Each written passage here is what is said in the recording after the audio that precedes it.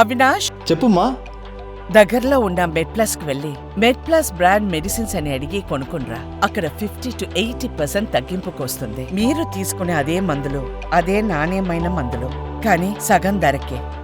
CM Revanth సొంత నియోజకవర్గంలో మళ్లీ గెలిచే పరిస్థితి లేదని అన్నారు బీజేపీ ఎమ్మెల్యే ఇల్లెటి మహేశ్వర్ రెడ్డి.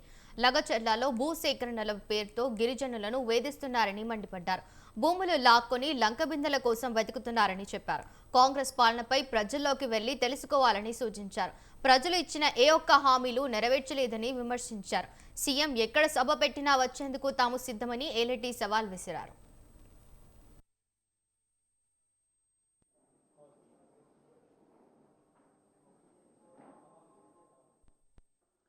రేవంత్ రెడ్డి గారు మీ పదవి కాపాడుకోవడానికి మీరు సోనియా గాంధీ కాలు కడుక్కుంటారో నెత్తి మీద చల్లుకుంటారో, లేకుంటే రాహుల్ గాంధీ కాలు కడిగి నెత్తి మీద చల్లుకుంటారో అది మీ ఇష్టం. కానీ మీరు ఖబర్దార్ చెప్తా ఉన్నాం, నరేంద్ర మోడీ గారి గురించి కానీ మా పార్టీ నాయకుల గురించి కానీ మాట్లాడే అర్హత మీకు లేదు. ఇంకొకసారి మీరు మాట్లాడే ముందు ఆలోచించి మాట్లాడాల్సిందిగా మేము తెలియజేస్తూ ఉన్నాం.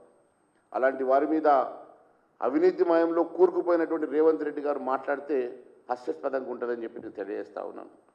మీరు నోటికి ఆ రోజు మీరు కాంగ్రెస్లో లేరు, ఆ రోజు మీరు విభేదించారు. మీరు తెలుగుదేశం పార్టీలో ఉన్నప్పుడు మీరు విభేదించారు.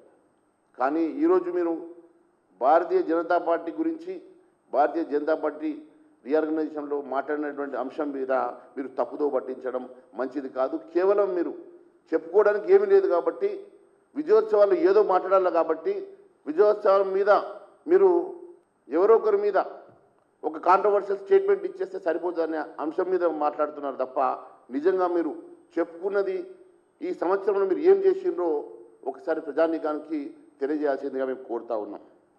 కాంగ్రెస్ ఏడాది పాలన ప్రజా విజయోత్సవాలు పేరు మీద జరుపుకుంటున్నటువంటి రేవంత్ రెడ్డి గారి ప్రభుత్వం ఇది ప్రజా విజయోత్సవాలు కాదు, వంచోత్సవాలు, వంచనోత్సవాలు.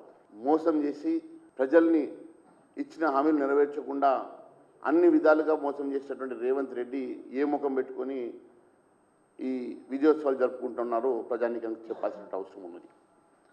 ఒక అసమర్థుడు ఈరోజు రాష్ట్రానికి ముఖ్యమంత్రిగా ప్రమాణ స్వీకారం చేస్తే రాష్ట్రం ఏ రకంగా దివాలా తీస్తుంది, ఏ రకంగా రాష్ట్ర పాలన అస్తవ్యస్తమవుతుందో దానికి రేవంత్ రెడ్డి గారే పెద్ద ఉదాహరణగా చెప్పవచ్చు.